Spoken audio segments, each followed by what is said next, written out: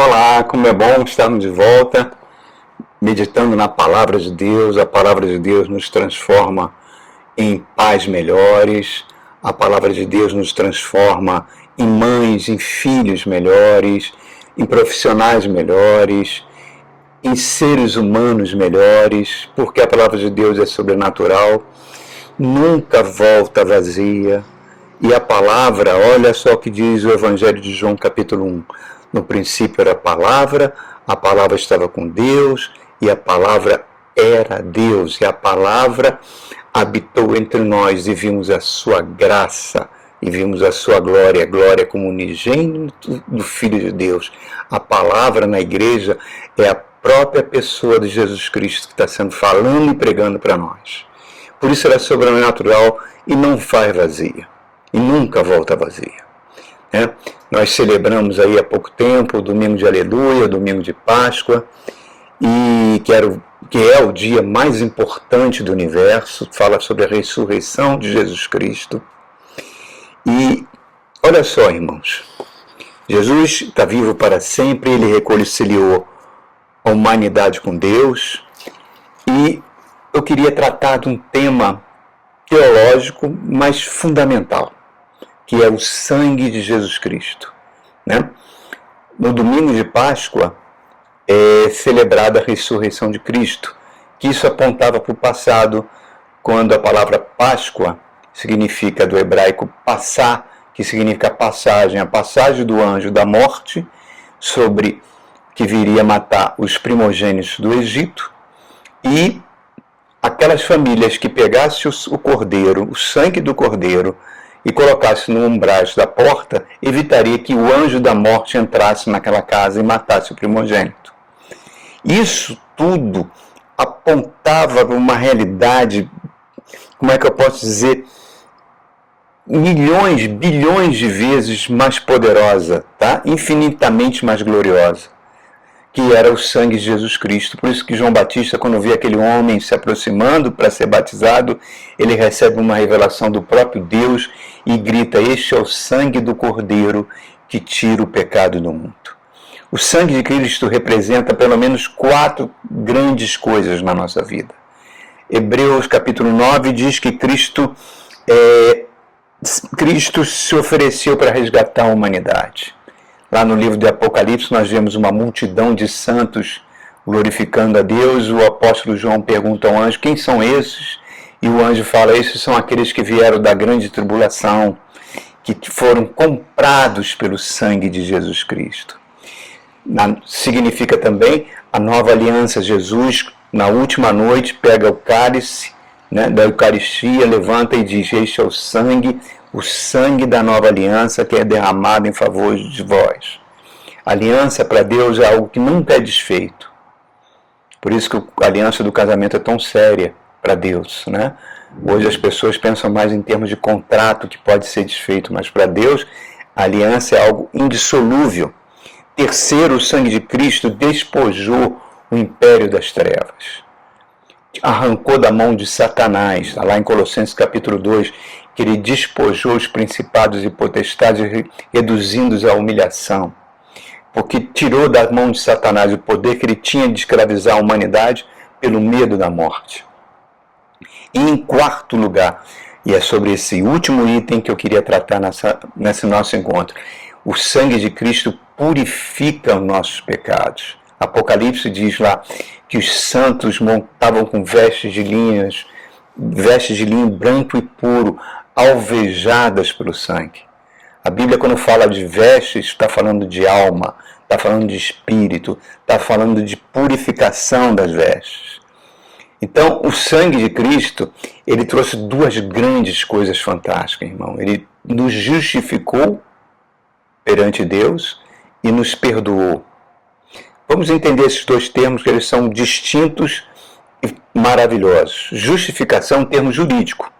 Imagine um tribunal de acusação, Deus Pai é o grande juiz, temos a acusação feita muitas vezes pelo próprio Satanás, e o advogado de defesa é o próprio Jesus Cristo, e quando Deus olha para nós que entregamos a vida a Jesus Cristo, Ele vê o sangue do Cordeiro e ele nos justifica. Não há mais nenhum crime, nenhuma acusação sobre a vida dele. Não há mais condenação para aqueles que estão em Cristo Jesus, porque a lei do Espírito da vida te livrou da lei do pecado e da morte. Romanos capítulo 8, verso 1. Então reparem, irmãos, isso não significa, vamos pensar no julgamento humano, um condenado à morte, um condenado que todas as provas estão contra ele, mas o juiz olha para ele, manda arquivar o processo e diz, está justificado, arquiva-se o caso, ele pode ir em liberdade, ele foi justificado. Isso não significa que aquele prisioneiro vai depois sair dali e tomar um cafezinho com o juiz, ter algum grau de intimidade com o juiz, certo?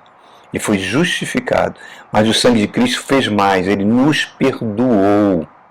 Então significa aquilo que está em Hebreus, ele abriu um novo e vivo caminho pelo seu sangue, direto ao trono de Deus, no qual nós podemos nos aproximar com ousadia e ser recebido por Deus Pai como filho amado, herdeiro de Deus e co-herdeiro de Cristo. Olha que coisa fantástica que o sangue de Cristo fez.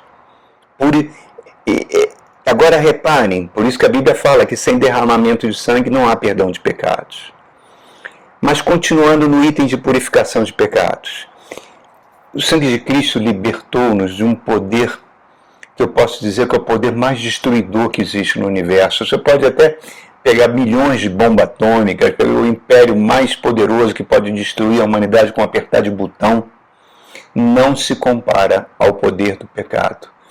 Porque as bombas podem nos matar fisicamente, mas o pecado nos mata espiritualmente, nos separa de Deus e nos condena por toda a eternidade. É algo tão terrível que exigiu o máximo de Deus para nos libertar da morte do seu próprio Filho. Deus, eu sempre falo isso porque isso é muito claro para mim. Tenta imaginar um concílio no céu da Trindade reunida, Deus Pai, Deus Filho, Deus Espírito Santo. Vão decidir criar o homem, a sua imagem e semelhança, colocar no homem a sua imago Dei, né? A imagem, imortais, com livre-arbítrio total. Aí, digamos, estou fazendo uma conjuntura aqui, uma conjectura, né? Imaginando uma situação, imagina o Espírito Santo falando para Deus Pai, mas se você criar o homem livre, ele vai ser livre para virar as costas para nós. E ele pode querer se desconectar da fonte de toda a vida, aí ele vai morrer, o pecado vai entrar e vai destruir ele, não só ele, como toda a criação. Então o que adianta criar o ser humano, né? A nossa imagem e semelhança, se ele pode destruir toda a criação, permitindo que o pecado entre. E aí Deus Filho se levanta e diz, eu oferecerei o meu sangue, para que quando isso acontecer, a santidade de Deus não destrua tudo, permita a vida acontecer. Por isso que Apocalipse, 1 de Pedro, tem passagem que diz que o sangue de Cristo é conhecido antes da fundação do mundo. Olha, irmão, que coisa séria. Então hoje, se você pegar uma pessoa mais ateu que existe, que não crê em nada de Deus, está vivo, porque o sangue de Cristo foi derramado antes da eternidade e garantiu a vida dele. Pelo menos a vida física dele. A vida eterna já é outra coisa. Depende de te entregar a vida a Jesus. Então, irmãos, quando Adão peca, né, junto com Eva, quando o casal permite esse pecado entrar, um poder entrou no mundo, um poder destruidor, tão grande, que deformou Adão e Eva. E aquilo que a Bíblia fala, principalmente na Bíblia hebraica, que eles perderam a imagem de Deus, perderam a sua imortalidade e se tornaram como Arum. Arum é uma palavra hebraica que significa, se tornaram como Arumim. Arumim é uma palavra hebraica que tem a mesma raiz de Arum. Arum significa serpente. É como se o ser humano assumisse a forma do diabo. Olha como isso é sério. Então, Deus não poderia conviver de forma alguma com esse poder no mundo, que muda a natureza humana, que faz a natureza humana ser má, egoísta, traiçoeira, violenta, em todos os sentidos que a gente possa imaginar, irmãos. Então, ela gera um estado crescente, insaciável, que escraviza a vontade humana. E iria destruir todas as coisas que existem, como aconteceu com a humanidade, que se tornou tão má que foi destruída no dilúvio. Daí a revelação que está tanto no Apocalipse quanto nas epístolas, que o sangue de Cristo foi derramado antes da fundação do mundo para garantir a vida, a existência de uma humanidade, mesmo com o pecado atuando no mundo. O Calvário, a morte do Calvário, o sangue derramado no Calvário, foi cumprimento de algo que já tinha acontecido lá na eternidade, antes do mundo ser criado. Olha que coisa inacreditável. Regenerar, com qual propósito? Regenerar a humanidade, formar um novo povo para Deus, o povo de Deus. Né? Para que esse povo venha adquirir depois a imagem, a imagem de Deus. Seremos semelhantes a Jesus Cristo. Quando Ele retornar, seremos transformados. Seremos como Ele é. Todo dia, irmão, nós somos testemunhas que o poder do pecado faz. Ele traz guerras, ele traz vícios, ele traz destruição para a humanidade, cobiça em níveis cada vez mais alarmantes. O mundo ignora esse estado do pecado. O mundo já está condenado. E por estar condenado, ele já ignora que ele está mergulhado nesse estado de pecado. Você chega muitas vezes para a pessoa e fala: venha para Cristo para ser salvo. Ser salvo de quê? Eu nunca fiz mal a ninguém, sempre paguei meus impostos em dia, sou uma pessoa legal. Desconhece que está desconectado de Deus. O pecado transformou esse mundo num mundo mau, demoníaco. Por isso a gente convive com tanto desespero, com tanta dor, com a eterna falta de paz nesse mundo. Então, essa é a primeira parte dessa mensagem que eu queria trazer para vocês. Agora vamos para a segunda parte dessa mensagem. E aí eu vou fazer uma analogia com o que acontece lá no Antigo Testamento. No Antigo Testamento, a lepra física, o estado do leproso na Bíblia, no Antigo Testamento, tipificava o que o poder do pecado pode fazer no ser humano. Né? Era uma doença que desfigurava o ser humano, era contagiosa, ela atacava a pessoa, atacava suas vestes, atacava até a sua casa. A lepra era uma manifestação física do poder do pecado no ser humano, porque ela separava o ser humano, ela tornava o ser humano insensível, marcado, segregado e levava até a morte. Você lembra? Tem algumas passagens que a gente vê isso de forma muito clara. Quando Moisés está diante da sarça ardente e Deus manda ele, dá a missão para ele ir ao faraó e dar a ordem para o faraó libertar o povo, Moisés começa a ponderar com Deus. Não, manda outra pessoa, eu sou uma pessoa gaga, eu não sei nem falar direito, o faraó não vai me dar ouvido. Ele vai colocando tantas dificuldades que Deus vai ficando assim sem paciência. Aí Deus vira para ele e fala: pegue a sua mão, enfie dentro das suas vestes. Moisés faz isso. Agora tira para fora. Quando ele tirou, o braço dele e a mão estava completamente leproso. Ele dá um grito e Deus fala: coloca de novo nas suas vestes. Ele coloca, tira para fora. Quando ele tirou, está com a mão perfeitamente curada. Ele estava mostrando: Moisés, eu tenho o poder de vida e morte. Creia em mim, não se rebele contra mim. Outra situação também de lepra acontece com a irmã mais velha de Moisés, Miriam. Né? Quando o povo já é liberto, quando o povo já está na travessia para o deserto, já no meio da travessia, Miriam começa a fazer a cabeça de muitas mulheres daquele povo que estava atravessando o deserto e também de muitos homens, e começa a questionar a liderança de Moisés. Por que Deus só fala contigo? Eu sou a irmã mais velha.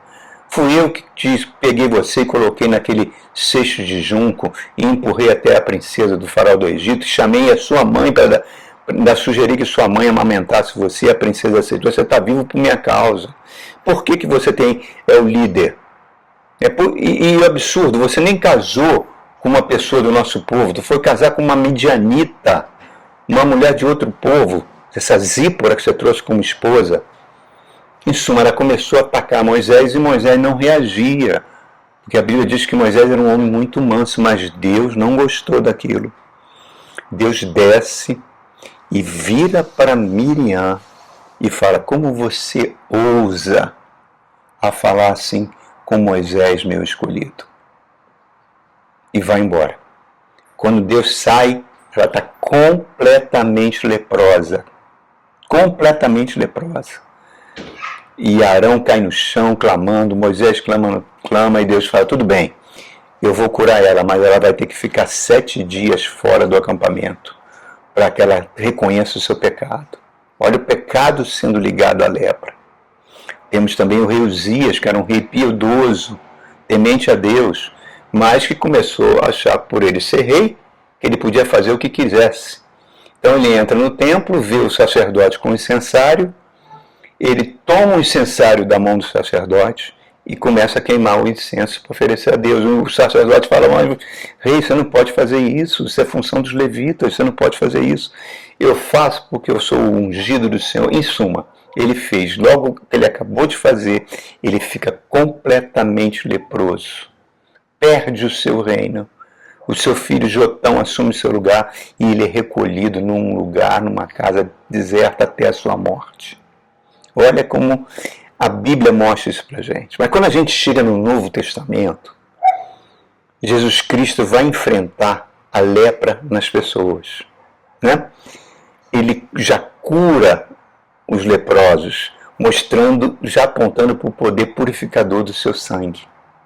Tenta entender como era a vida de um leproso. Joaquim Jeremias, que é o grande historiador bíblico da época da Palestina bíblica, ele dizia, por exemplo, que um homem saía para trabalhar na época de Jesus, beijava suas filhas, beijava sua esposa, e de repente ele notava uma pequena manchinha branca na sua mão. Ele ficava meio preocupado, mas ia. De repente, no dia seguinte, aquela era uma pinta, virava uma mancha e começava a crescer. Ele pegava uma agulha, enfiava, não sentia dor nenhuma. Aí mostra para a esposa: olha aqui, esposa, o que está acontecendo comigo? O que será isso? A esposa olhava e falava: olha, Levítico capítulo 13 manda você ir ao sacerdote, mostrar essa mancha para ele e ele vai dar o veredito. O sacerdote olhava e falava: você tem que ficar isolado 7 dias para a gente ver como é que essa mancha vai crescer ou não. Se crescer, é lepra. Quando 7 dias depois, o sacerdote inspecionava ele e dava o veredito: é lepra. Você terá suas vestes queimadas, você terá que ser segregado, você não volta mais para casa, você não volta mais para o seu trabalho, vamos inspecionar a sua casa. Se sua casa tiver marcas na parede, nós vamos incendiar a sua casa e você não tem mais nenhum tipo de convivência humana. Você vai ter que ficar vivendo no ermo, procurando lugar, você está imundo e você vai ter que usar sinos para que à medida que você ande, as pessoas ouçam o sino e se afaste de você, porque você está imundo, você é um leproso. Joaquim Jeremias disse que era terrível essa sentença. As crianças jogavam pedra nos leprosos, né? Essa doença comia a carne, comia os olhos, comia as orelhas, a pessoa ficava num estado monstruoso, irmãos, monstruoso, é uma coisa terrível. Muitos cometiam suicídio, tamanha dor. Tenta imaginar um homem assim, irmãos, nesse estado de lepra. Cheirava mal, a humilhação era terrível. E a lepra, ela tipifica o pecado no homem. Apesar do pecado ser espiritual, ser invisível aos olhos nus, ele se manifestava no físico na forma de lepra. E em Mateus capítulo 8, Lucas capítulo 5, Marcos capítulo 4, nós vemos o encontro de Jesus com leprosos. Tenta imaginar esse encontro. Jesus acabou de pregar o Sermão do Monte, multidões estavam caminhando ao lado dele, e esse leproso que estava escondido ali na mata, ouve, e de repente ele dá um grito: quem está vindo aí? É Jesus, Jesus. Ele falou: nossa, Ele é o médico dos médicos, ele é o filho de Davi, de repente ele pode mudar minha situação. Ele se enche de confiança e parte em direção a Jesus. As pessoas vão abrindo assim uma clareira, e é o leproso, aqueles sinos tocando no corpo dele, as pessoas se afastando, abre uma clareira, ele fica diante de Jesus. Olha, irmãos, Marcos diz que ele ficou de joelhos. Lucas capítulo 5 diz que ele se prostra no chão. Tenta imaginar, irmãos, anos de dor, anos de sofrimento, frente a frente com Jesus. A Bíblia diz que Jesus, em João capítulo 1, é o autor da vida, dizendo que tudo que foi feito por meio dele. Imagina aquele que criou o ser humano, a imagem e semelhança, está vendo agora o que o pecado fez, transformando aquele ser humano num trapo dilacerado, mostrando o que o pecado pode fazer, o pecado que trouxe todas as doenças que existem. O pecado que trouxe os feminicídios, que trouxe as guerras, que trouxe fome, que trouxe a corrupção. Ele fez o homem voltar para si mesmo, ser egoísta, centrado em si mesmo, corrompeu sua vontade, corrompeu seu livre-arbítrio. Fez ele ser uma pessoa extremamente invejosa e cobiçosa, e ser um ser insaciável e autodestrutivo. Aquele leproso diante de Jesus tipifica aquele marido que mata a esposa na frente dos filhos. Tipifica os suicídios de adolescentes por causa das horas que eles passam na dark web da vida, né? Mas aquele leproso, num certo dia, encontrou Jesus. E a Bíblia diz que Marcos, no Evangelho de São Marcos, diz que Jesus ficou cheio de compaixão, se comoveu. Cumprindo a profecia de Isaías, que ele diz que não despreza a cana quebrada e o pavio que fumega, aquele ser humano que já está sem forças, aquele ser humano que não tem mais esperança, aquela pessoa desfigurada na frente dele, vestindo trapos, com sinos, reconhecendo que ele é o Rei dos Reis, reconhecendo que ele é o médico dos médicos, o único que pode mudar qualquer situação na nossa vida. Certo? Esse homem vira para Jesus suplicando e fala: se tu queres, Senhor, se tu queres, eu posso ser curado. Tenta imaginar, irmão, que cena. E Jesus vai e toca nele. Ó, ninguém tocava nele há anos. Toca nele e fala: eu quero. Dá ordem de cura. Aquele que tem toda a autoridade sobre céus e terra, que tem o poder da morte e do inferno. Jesus o toca, imagina o que esse homem sentiu. A cura de Cristo estava indo além do físico, estava entrando na sua alma, no seu espírito. Até anos fugindo de pessoas querendo apedrejá-lo, gritando, sua alma ferida por tantos anos de rejeição, estava recebendo cura. É como se Jesus estivesse falando: você tem valor para mim, você importa para mim, eu não tenho nojo de você, eu quero te restaurar. A cura de Jesus, irmão, nunca acontece só no físico. Ela acontece na nossa alma, dilacerada, na nossa autoestima baixa. A lepra desapareceu daquele homem, irmãos. Desapareceu de forma tremenda, limpa. Não existe causas perdidas para Jesus. Ele é o Deus Criador. Lembra das advertências que ele fez para o paralítico no tanque de Betesda, depois de ter curado ele? Fala: ó, pega o seu leito, vai embora e lembre-se, não peque mais para não te suceder coisa pior. Para a mulher adúltera, ele fala: cadê os seus acusadores? Não te acusam mais? Eu também não te acuso. Vai e não peques mais. 1 de João diz: andai na luz e tenha comunhão um com os outros, e o sangue de Jesus nos purifica de todo pecado. Irmãos, é um poder disponível para nós, para nos limpar dessa lepra espiritual que é o pecado, que nos desfigura e faz separação diante de Deus. Confessai e abandonai seus pecados para que você alcance misericórdia. E aí eu entro na terceira parte da nossa mensagem. É uma coisa pessoal minha que eu vou falar, um testemunho pessoal meu. Eu tinha uma dúvida. Desde que eu me converti, eu tinha uma dúvida. Como é que a gente ficava espiritualmente depois de pecar? Eu sempre me perguntava isso. Porque no físico, às vezes, não acontece nada, né? Aparentemente, Adão pecou, ainda viveu 900 anos. Foi morrer com 900 anos. Mas o que aconteceu no espírito, na alma de Adão? O que aconteceu?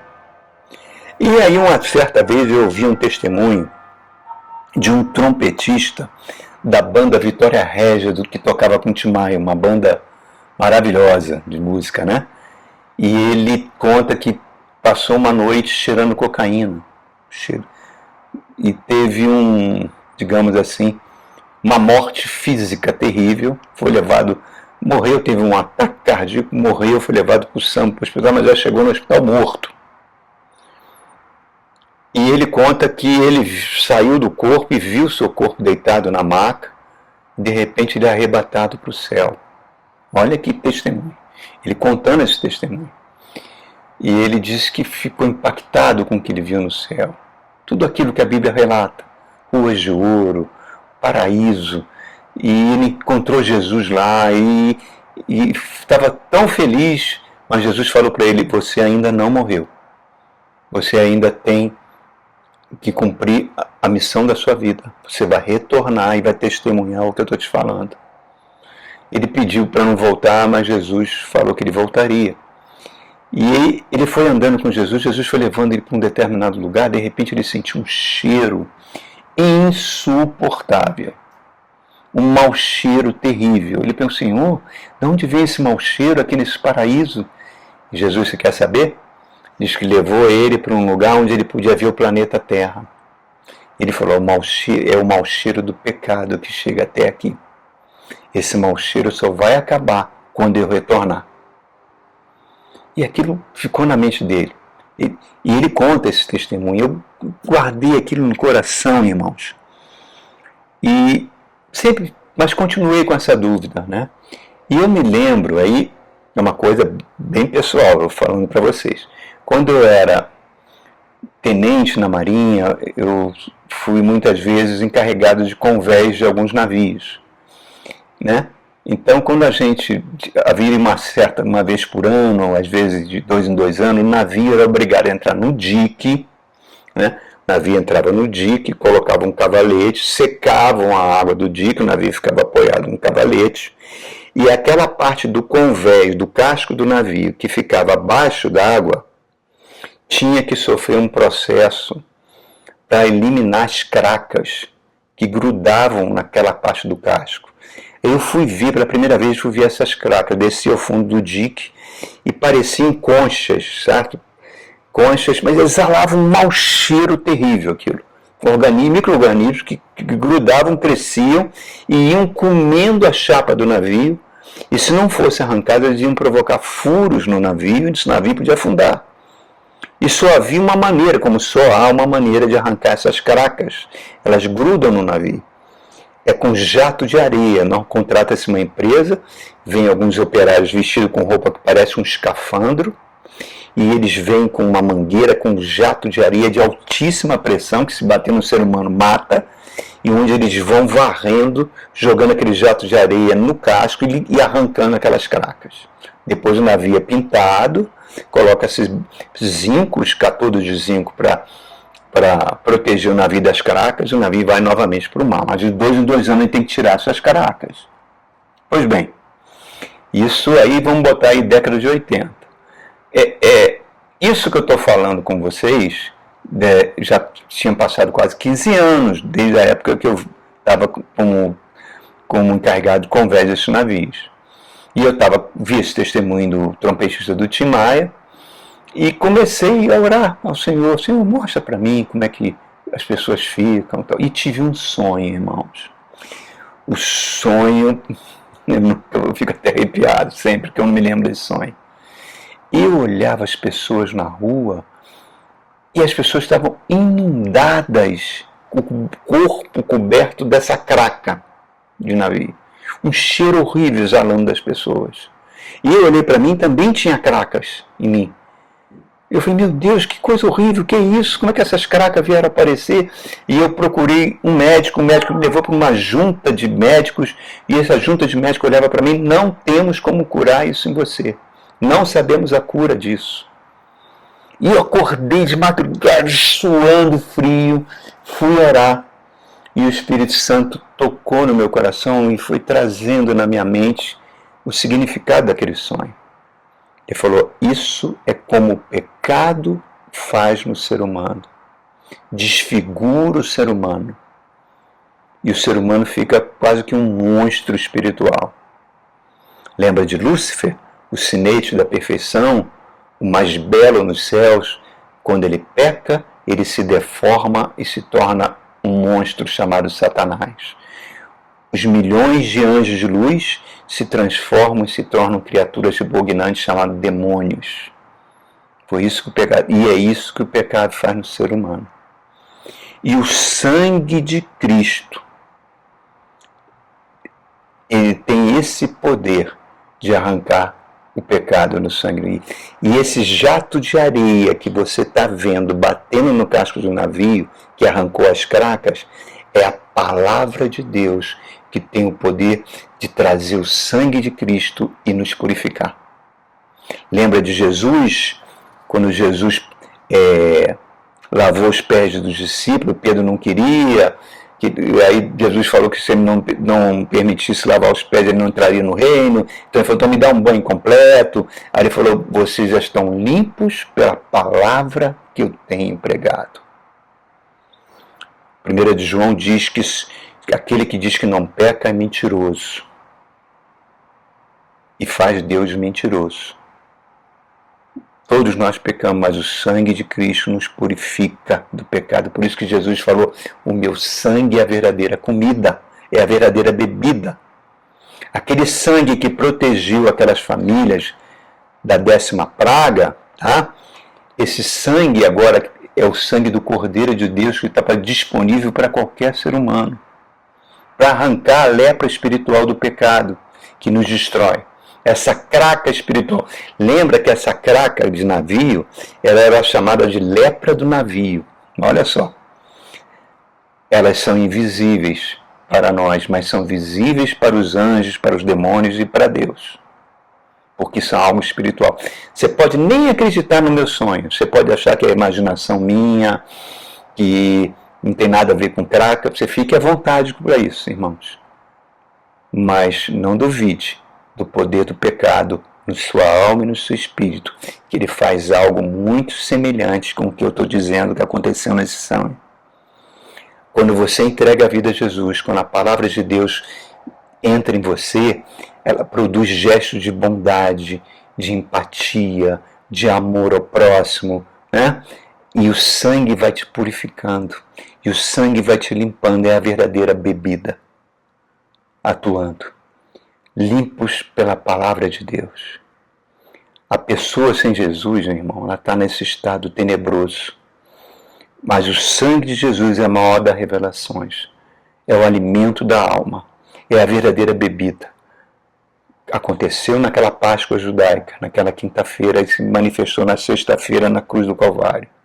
E esse sangue, ele está disponível pela fé. Tomamos posse desse sangue. Clamamos o poder do sangue para nos limpar, para nos perdoar e contra qualquer ação da força das trevas. Por isso, querido, o sangue de Deus, o sangue de Jesus nos purifica de todo pecado. Esse é um grande privilégio. Sempre que puder, irmãos, confesse os seus pecados. Confesse os pecados para que você alcance misericórdia de Deus e para que o sangue de Jesus possa te purificar. Amém? Que Deus abençoe ricamente a sua vida. E até o nosso próximo encontro.